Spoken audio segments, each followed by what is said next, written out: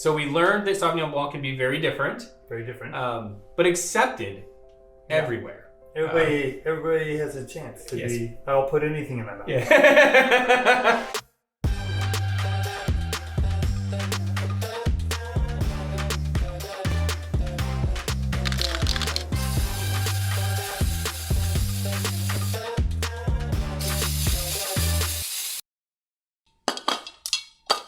Hi, and welcome to the 15th rendition of Cellar Rats into Cellar Rats, where we talk about wine and stuff. And who might you be? I'm Jesse Inman. And I'm Aaron Inman, most of this episode. Today we're going to bring back a little popular segment called Lucky Rock versus the World. We're going to taste Lucky Rock Sauvignon Blanc this time. Last time we did Pinot Noir against some of the most well-known regions in the world for producing Sauvignon Blanc. So I've always been the big proponent of Sauvignon Blanc here at Lucky Rock. True. It's probably, it might be my favorite white wine varietal. And it all started when I was young and dirt poor and Sauvignon Blanc was cheap. That was one of the beautiful things about Sauvignon Blanc at the time. You could buy great Sauvignon Blanc for pretty cheap. There was a winery in Alexander Valley called White Oak that their Sauvignon Blanc was, it was around $14 a bottle. And I loved it.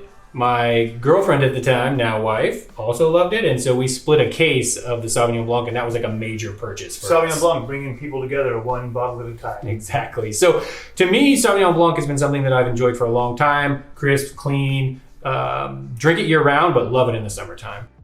So Sauvignon Blanc has a lot of flavor profiles. To say that you like Sauvignon Blanc, well, you could like Sauvignon Blancs from cool climate, warm climate, they're going to be quite different. Kind of traditionally, they're crisp and clean. They have a little bit of this, if you let them go more varietally, like they're in the cooler climate that they like, and maybe they're a little bit higher, a little more, the productions on the actual vines is a little bit higher, you're going to get more of that kind of grassy, citrus, lemon, lime, green apple. But then you can go all the way to the other side of the spectrum where maybe you're keeping the crop down a little bit.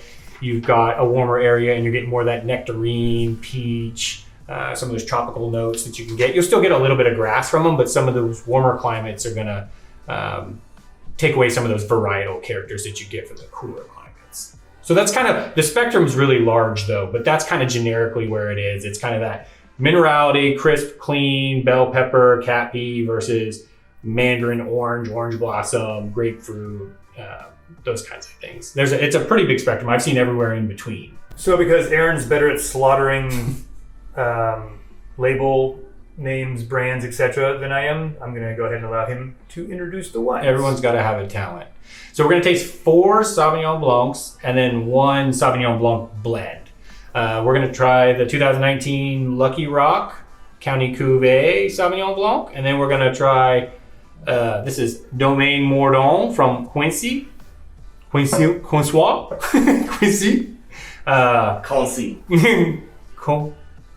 Comes up.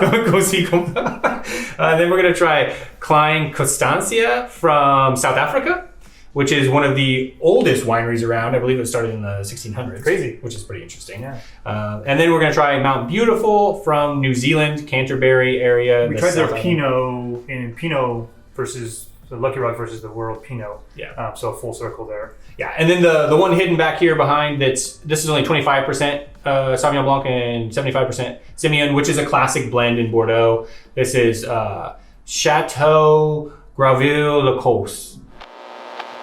Like what you see here? Want to see more of it? Hit this video with a like, a share, and subscribe to our YouTube page. And if you like what you see and you'd like to taste what you see, you can order our wines on our website. Check it out, do a little research, and shoot us any questions you might have. And in the words of Doc Holliday, Your daisy if you do. All right, so we're going to get into the tasting portion. Yeah, so basically my glasses are like this. Same. And his are 1, 2, 3, 4. 1, 2, 3, 4. Yeah, so we've got New Zealand, South Africa, France, America, and that's the order. Sounds good. All right. This one smells slightly reductive, but in a nice way. It's really rich. It's honestly, like, I've seen the descriptor canned peas used on a wine before, never smelled it. This smells a little bit like canned peas. Full of country goodness and green penis. Wait, that's terrible. I quit. It's got a little bit of like a more of a gold color to it, which a lot of times because it's seen some barrel. Oxidation and color from the wood. Whereas you go to the South African, this one looks like it's seen no oxygen whatsoever. This thing is an airtight son of a bitch. Some bitch. Green bell pepper. A little bit of green bell pepper, a lot more citrus. There's a lot of citrus on there too. Kind of like lemon lime soda. Grapefruity. And this one has much more of the mouthfeel that I expect from Sauvignon Blanc. This one here? It's bright, it's crisp, it's a little leaner, herbal. Yeah, that's pretty classic. Classic, cool climate. Interesting. This one's got like some more like kind of nectarine, peach. Yeah, stone fruity. More stone fruit. It's got some weight too. A little bit of minerality. Viscous. It's a little bit cotton candy-ish in the mouth. Yeah, I agree with you. If there's something a little bit like tutti frutti in the mouthfeel that makes it taste a little kind of fakey. Yeah. I get that from Sauvignon Blanc sometimes. I'm still, to this day, not quite sure what the component or what the treatment is that makes it candy. Maybe it's just the vineyard, but it sometimes... I'm going to let you in a little secret fake here. fruit. It's the carnies. They slip the cotton candy in there. The carnies. Yeah. That toothless wonder, he knows what he's doing. Why don't you come over here and do it? We just lost our carny audience. So now we're going to go to some Lucky Rock.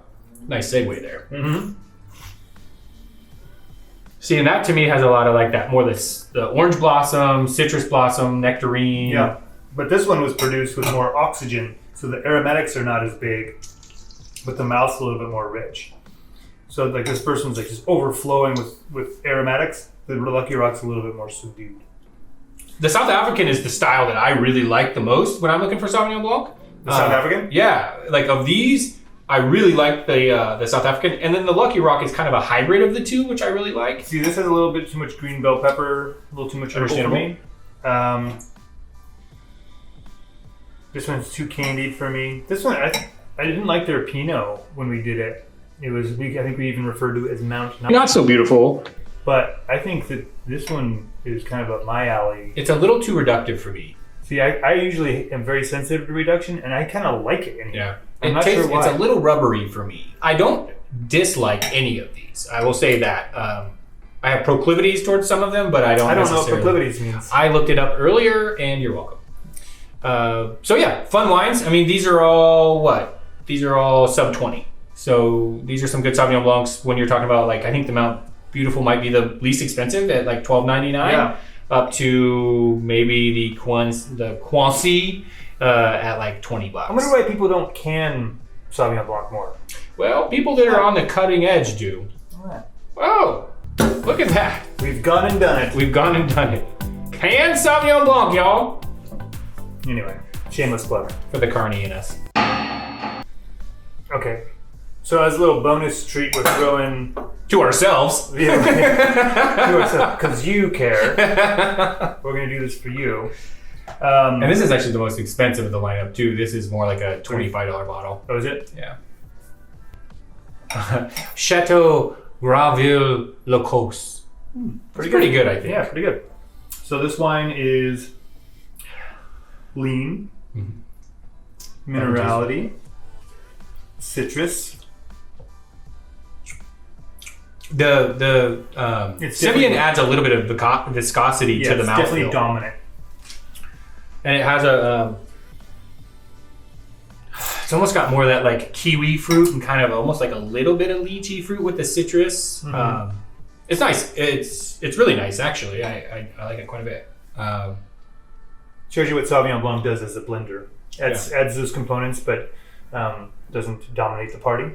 Yeah. So this was interesting. I think Lucky Rock held up really well against the rest of the world. No surprise there, right? But totally different styles. You know, these wines were all super solid, but very different. I mean, you could say that you like Sauvignon Blanc here and not necessarily like Sauvignon Blanc over here, which is kind of an interesting varietal characteristic. Yeah, the Pinot is known for being much more consistent throughout, but even Pinot can change. Sauvignon Blanc is known for being distinctly different, and it shows here. It's very different from place wide to range, place. super wide range. So I say get your get your Indiana Jones on, get into your local wine store. Not Bevmo, though. Unless they're going to pick us up soon. Indiana Then do Jones, what the hell are you talking about? International. He's always flying around and shit. Go find your own idol. Okay, so just a little rundown on how we liked all the wines. Go ahead, Aaron. The wrap up. So we differed a little bit. Yeah. But for me, I actually liked the Domaine or the Chateau, or it's that one. He liked this one. that one I enjoyed. I actually liked that the most. The Klein Constancia and the Lucky Rock I kind of have as a nice tie. They're Distinctly different. They're different, but I liked them both. And then for me, probably next would be the Quincy. This one. This one. And then for me, coming in last was the Mount Beautiful.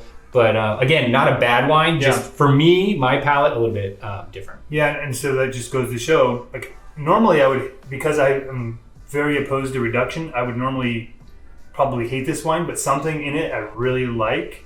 I think it's a kind of Riesling characteristic, Sure. even though it is. And that is there for sure. Mm-hmm. So I think I appreciated this one, and I liked this one and this one, the South African and the Lucky Rock. Again, like them both, but for different reasons. And then this one fell a little short for me. It's the this one here. Yeah. And what did you think of Chateau Domaine France? It was good. I don't know if I'd pay more for it than I would for any of these per se. So basically, to sum it up, Sauvignon Blanc has a lot of different styles. It's at a pretty fair price point. It's dictated both by winemaking and by environment. And then, price point is diverse, but it doesn't need to be. I think you can get a really good Sauvignon Blanc for a good price. And you're also learned that Lucky Rock basically holds its own against the rest of the world. Yep, we're right in there. And we're not the first person to say that. No, there was another guy. Our mom, my dad, this guy we knew. We met him. We gave him a bottle. He tasted it. He liked it. He was like, pretty good. Yeah. Oh, now we're going to lose the homeless audience. I gave him a bottle. God. We're losing so many audiences today. Should we go for another one? No, we got to get out of here. Yeah. So, I'm going to go out with a little Lucky Rock in my glass. Sweet. See ya Ciao. on the next episode.